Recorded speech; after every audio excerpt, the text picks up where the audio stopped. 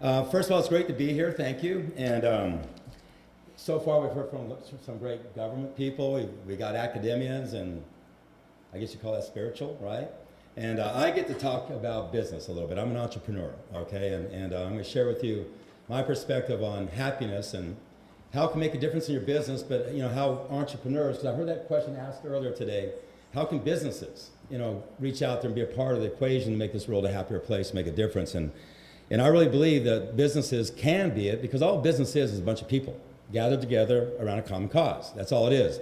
And great businesses have great people, and they understand their people. And if you I think this room, I'm kind of preaching to the choir here, but I think we all understand one thing, that happiness has been proven now through academia and research and clinical and brain scans and everything, that happiness is the precursor to success. That, quite honestly, most people have it backwards. They think if I get my health or my finances or my relationship, I'll become happy. And it's not true. If you just learn how to be happy, you become healthier. You have better finances. You have better relationships. So if you're a business owner, there's no greater thing you can do for your company, for your employees, than do what? Make them happy. Because when they become happy, they become what? More productive. When they become more productive, become what? You become more successful. So if happiness is a precursor to success, then a happy company is a precursor to a successful company. And so I was just interviewed by Forbes magazine, and I've been really blessed. I've had a lot of companies, and pretty much every one of them has been successful, and had just some really neat things happen in my life. And they were talking to me about that, and they asked me, what do you think is the thing that's allowed you to be successful? And everybody's always looking for the obvious thing. Well, I understood this about the market, I understood this about products, or I understood this about systems, or I was in the right place at the right time, and all those things do matter. But my answer was culture. I focus on culture. I believe in people. I believe people come first, and they build companies. Companies don't build people, people build companies. And I believe culture is the most magical thing you can do. And culture is not something you just say, hey, we're going to have culture. Culture is something that comes from inside you. The CEO of a company, he has to own it. He has to believe in it. It's got to come from every fiber of who he is. But the culture is a magical thing, because what a culture does is it attracts like-minded people. When you have a positive, happy culture, what do you attract? Positive, happy people. What do? Become more productive. So culture attracts like-minded people, but the other thing culture does is repels the people who do not belong to be with you. And that's just as important, to not to have the people amongst you that can hurt you as much as the people who can be with you. So people who focus on culture does two things. It attracts and it repels. The other thing culture does, and I said this, when you build a happy culture, you know what happens? They go out and bring happy people to you. You don't even have to search for employees, because happy people are searching for happy places to work. And so from a business perspective, it's not just the right thing to do, because it is the right thing to do to make your employees happy. You should pour into them. We do so many things for our employees, way beyond what the average company does.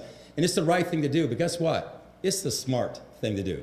It's by far the most, when it comes down to what do I do to be successful, obviously there's products, obviously there's marketing, obviously there's all these things that we do to build a business, but it's a smart thing to do. So some people just have to be driven by the smart thing, but quite honestly, it's the right thing. And for me, Christine, I come from media too. I built a TV network back in the 1990s, and I know those cameras, big old cameras, Cameras that cost $500 now cost $60,000 back then, you remember?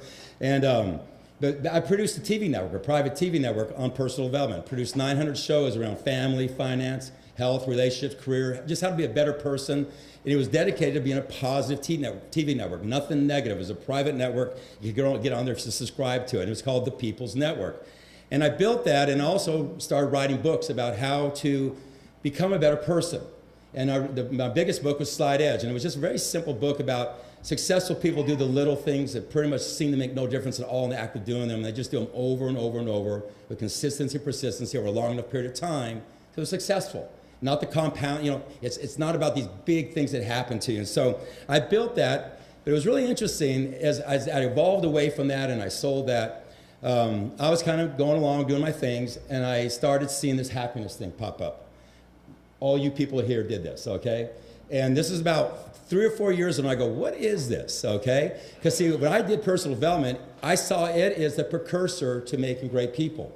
If people read the right books and listened to the right tapes and associated with the right people and went to the right events, it would make them a better person, thus they'd be more successful. I saw it as a precursor, and I saw this happiness thing showing up. And see, Personal development comes out of the world of people's life experiences. They live their life and then they write about it, okay? But this happiness or well-being or positive psychology, whatever you want to call it, was coming out of academia. And it was sitting over there and all this research, and I started piling through the research, and I said, my God, look at all this information on happiness and what it is. And I actually sat down with Dr. Mark Seligman, sat on a beach with him for hours, and we just had a blast talking about about where we came from, because I came from this world in personal development, he came from this world in academia, and got to know him very, very well.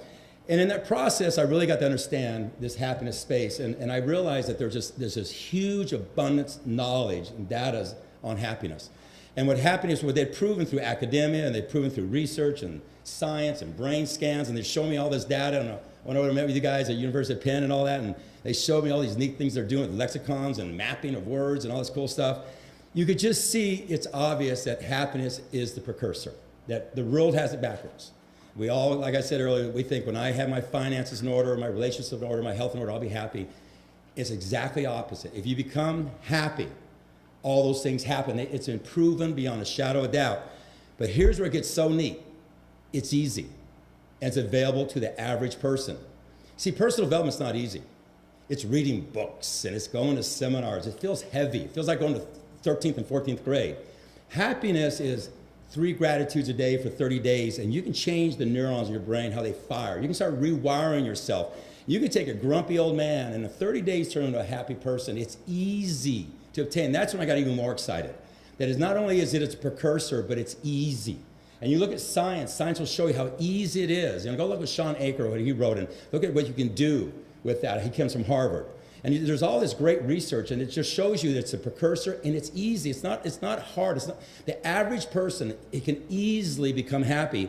And the other thing they say, it's not about big things that happen to you. So I think a lot of people think when I win the lottery, when this big thing happens to me, when I lose 100 pounds, when I become rich, these are big things. It's not big things, it's little things that you do. And so science has proven it's the precursor. What science has proven, it's available. What science has proven is that it's little things that you do. It's not big things that happen to you. So that's when I got excited. And that's when we started Live Happy. And who was at the lunch today? Okay, Carol, you did a great job. Carol's our editor-in-chief of Live Happy magazine, and we started Live Happy Media. It was real simple. We just have one simple dream. And I say this to you, and I'm really sat here and listening to all you guys very hard today, because I don't care if you're the government. I don't care if you're the academians. I don't care if you're the spiritual leaders. And what I'm about ready to say, what we're trying to accomplish, I think you have to accomplish. I really do, okay? It begins with awareness. Everything begins with awareness, in my opinion. And what I mean by that, let's just say this could be a child in the middle of Africa in a third world country where they have access to nothing, to a person that sits in the most privileged University of Harvard, okay? It doesn't matter, okay? Let's just say this is all the information there is about happiness. Everything is out there about happiness. Okay, if that is there, but you only know about this much, how much exists in your life? This much or this much?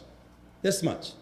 It starts with awareness. So the first thing we have to do, which you're all talking about, we have to increase awareness. Let me tell you right now, let's walk out of here, let's go down to Union Square, let's go down Times Square, let's top 100 people, and we say to them, do you know that happiness is the precursor to success? It's not the other way around, and I guarantee you it's 99.9% don't know that. They don't know the magic button out there. They don't know that happiness is the precursor. They got it all backwards. And we shift that awareness, and we shift that consciousness. That's when people start searching for it, because you've got to give a piece of people want to know what's in it for me, okay? So when you start telling people, and that's our goal, is to start telling them, and you can prove this. You can sit there through all the stuff out of Harvard and Beijing University, Dr. Penn, all these people saying the exact same thing. It's a precursor. So you go out and you've got to change the awareness. You've got to let everybody know happiness is a precursor. The governments need to do it. The academians need to do it. The spiritual leaders need to do it, because they don't know it. We have a secret here, okay? The second thing they need to know, quite honestly, think about this, and this is where I come from, okay? Is here's where we start with how much information is out there about happiness.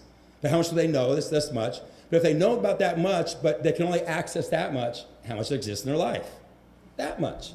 Because then it matters if you know about it. You take a child who's in one of these third world countries, and they are aware of happiness. Somebody told them, hey, if you become happy. But then they say, and you tell them, but here's the information, but they can't get it. If you can't, the books you don't read can't help you. If somebody tells you about a book, but you can't read the book, does the book exist in your life? It doesn't exist. Okay? So we got to do what? Expand awareness and expand accessibility. That's where it starts with the educational systems. That's what starts with social media. That starts with what we did with the magazine. That's what starts with awareness and with the media and that type of thing. What we've got to do is expand the awareness, and we've got to expand the accessibility to it. And then the last thing, which is what I'm just totally driven by, is a real thing that makes information work is people. People touching people. Okay, I've always said if information technology was the answer, wouldn't it be over already? There's more information technology today about health than there's ever been and what's happening to our health. More information technology today than there's ever been about relationships and what's happening to relationships. More information technology today about finances, what's happened to finances. The truth is, over the last 10 years, information technology has exploded and the other things have gone down. Because what we've lost is people touching people. You got to expand the awareness to happiness. You got to expand accessibility, but we got to get people touching each other. We got to get people talking to each other. We got to get people coming together. And so what we're doing here at Live Happy, very simple. I'm not here to do an infomercial on Live Happy at all. But our goal is to, whether it's through magazine or media or all social media and all the different things we're going to do, is expand the awareness of it, to expand the accessibility to it. But our real goal at the end of the day is, can we bring people together? For example, today we built 30 walls around this country, the United States, and our goal next year is to have 1,000 around the world. But we had to start somewhere, okay? Because even a year ago, we hadn't started the company. It was a dream still. Everything starts with a blank piece of paper, you start writing on it, okay? And we started, but we have 30 walls we built. They're here, and they're in Chicago, they're in New York, and they're in LA, and they're in El Paso, and they're in Nashville, and they're in Orlando. I could go on and on. And we have film crews there, and we have media stations there. We have everybody, and we have these acts of happiness. And you heard earlier, the act of happiness, sharing happiness. Who wins when somebody shares an act of happiness? The person receiving it obviously wins, but who really won? The giver. The giver always wins. And so we have these walls, and we have people out there, and they're orange shirts and the acts of happiness shirt, and they're asking people to share their act of happiness, bringing people together, creating awareness, getting them part of that. And so, what we're just trying to do is anything we can do creatively to bring people together to not only expand their awareness, not only expand their accessibility, but expand their relationships in that. Because at the end of the day, the biggest thing that happened to you was the relationship that happened to there. Relationships, to me, it's everything. I heard it a long time ago, and I've always believed this, that two minds create the third more powerful mind. What I mean by that is, have you ever been in a conversation, you go to some place you can't go to by yourself? You always do. I mean, the brilliance is always in a conversation. I sit by myself and I'm pretty stupid. But in a conversation, I get somewhere, okay? And but two people being happy become a third more happy person, quite honestly, okay? And so, back to another spiritual leader, Dalai Lama. Dalai Lama just last year, or 2 years ago, was on his birthday talking to the youth of today, and talking about how they need to be happy, that this needs to become the happy generation. And he said something that he says everything better than I could say, but he said, it comes down to, at the end of the day, you can peel everything back, and there's just two emotions that are going on, two things that we're striving for. One is to avoid pain, and one is to become happy. It's that simple. And when I look at people out there, it's really simple. I kind of divide it that there's either givers or takers, and I'm not trying to be negative here, but pretty much there's givers and takers, okay? And how I find takers to be is they're people who live in scarcity. Takers are people who think there's not enough. Givers live in abundance. They can't give enough. Mother Teresa was a giver, okay? They're givers. Givers are in abundance. I believe all we have to do here is very simple, quite honestly. The United Nations here, I'm blessed to be here. I have a chance to talk to you. Universities, I can't wait. The more universities I can talk to, the more people we can talk to. I really believe all we got to do is go get the choir. We go get the choir, then we'll get the congregation. There's a lot of people out there who are givers, good, beautiful people. And they're very abundant thinking. And they don't know the first thing about happiness. They don't know it's the precursor. They don't know that it's easy. They don't know that it's little things that they do. And all we got to do is just go out and get the choir. Go get the believers. Go get the people who are the givers, the people who are the abundant thinkers. Get them to become more aware of happiness, become more accessible to happiness, and make them part of the process. And if we do that, very simply, I think we explode happiness. It's not that complicated. Same thing I got to do to build a great corporation is the same thing an educational system's got to do, the same thing a government's got to do, the same thing a spiritual leader's got to do, is we got to bring people together and make them part of the process. So with that, God bless you all. Thank you.